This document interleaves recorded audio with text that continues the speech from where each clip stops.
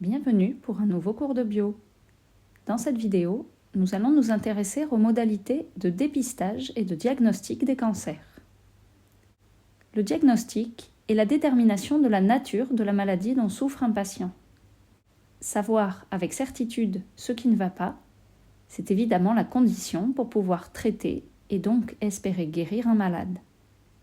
Le dépistage est un diagnostic précoce, établi très tôt dans le développement de la maladie.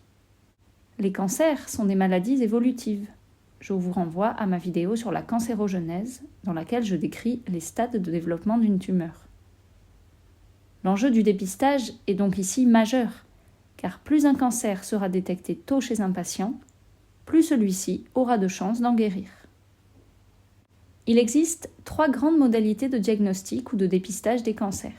L'imagerie médicale, l'examen anatomopathologique et enfin la recherche de marqueurs tumoraux.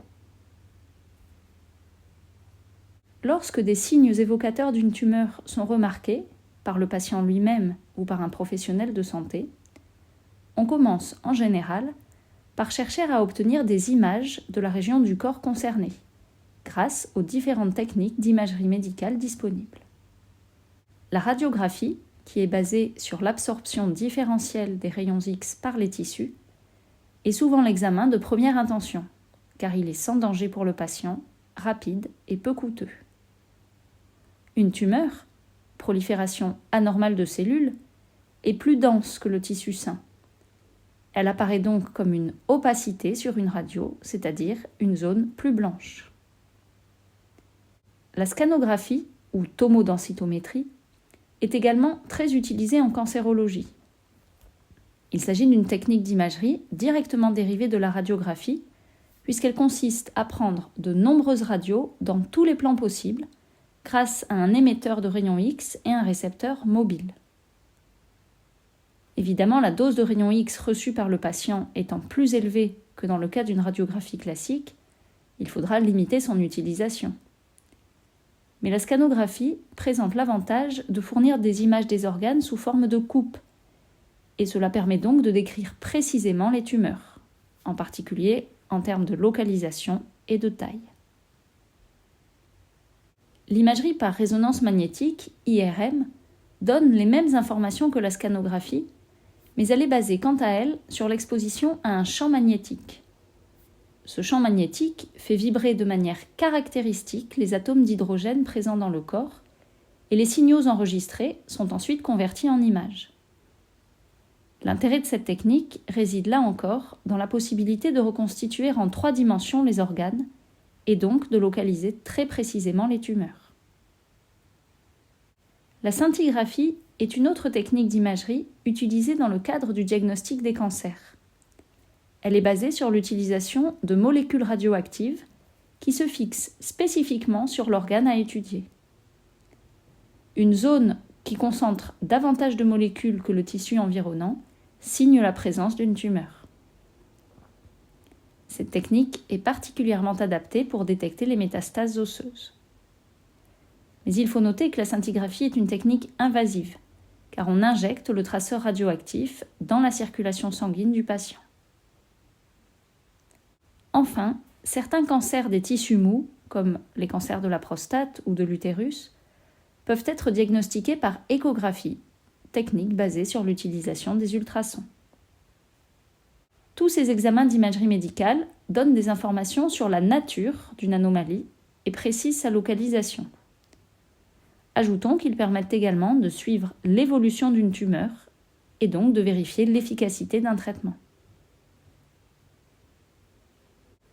Une fois l'anomalie localisée grâce aux techniques d'imagerie, on procède en général à un examen anatomopathologique. Il s'agit d'une analyse macroscopique, c'est-à-dire à l'œil nu, quand cela est possible, et surtout microscopique, des modifications des cellules et des tissus provoquées par une maladie. Ceci évidemment dans le but de déterminer la nature de cette maladie. Dans le cas d'une tumeur, l'examen anatomopathologique permet en particulier de déterminer si la tumeur est bénigne ou maligne, et dans ce dernier cas, son stade. Pour réaliser un examen anatomopathologique, il faut disposer de matériel biologique et donc réaliser au préalable un prélèvement. Il en existe différents types. La ponction, qui est un prélèvement d'un liquide à l'aide d'une aiguille, la ponction la plus commune étant la prise de sang. L'écouvillonnage, prélèvement de cellules par grattage, par exemple au niveau du col de l'utérus. La biopsie, qui est un prélèvement d'un fragment d'organe chez un sujet vivant. Et lorsque la biopsie est réalisée pendant une intervention chirurgicale et lorsqu'elle concerne un objet de taille relativement importante, on nomme alors le fragment prélevé une pièce opératoire. Seule l'observation à l'œil nu des pièces opératoires est en fait possible. Ensuite, à partir de ces différents prélèvements, on va préparer des lames à observer au microscope. Lorsque l'on dispose de cellules obtenues par ponction ou par écouvillonnage, on réalise un frottis, c'est-à-dire que l'on étale simplement les cellules sur une lame de verre, on les fixe, puis on les colore. En revanche, dans le cas d'un objet, issu d'une biopsie ou carrément une pièce opératoire, on réalise des coupes histologiques.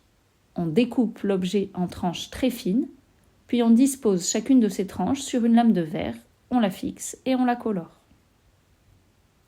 Quel que soit le mode d'obtention du matériel biologique et de sa préparation, l'examen anatomopathologique s'achève toujours par une analyse microscopique, au cours de laquelle on va s'attacher à examiner en particulier la morphologie des cellules tumorales ainsi que la façon dont elles s'organisent par rapport au tissu sain environnant.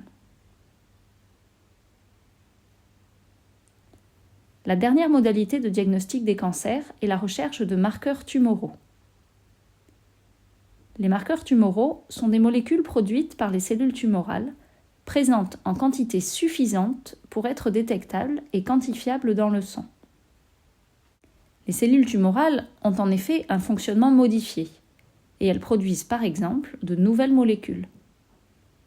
Comme ces cellules se multiplient rapidement, la quantité de ces molécules augmente à mesure de la croissance tumorale et finit par devenir détectable dans le sang. Certains de ces marqueurs produits très tôt lors de la carcinogenèse sont utilisés pour le dépistage. C'est le cas du PSA, antigène spécifique de la prostate, utilisé pour le dépistage ainsi que le suivi des tumeurs prostatiques. D'autres marqueurs sont détectables plus tardivement et sont donc davantage utilisés pour le diagnostic et le suivi de l'évolution tumorale.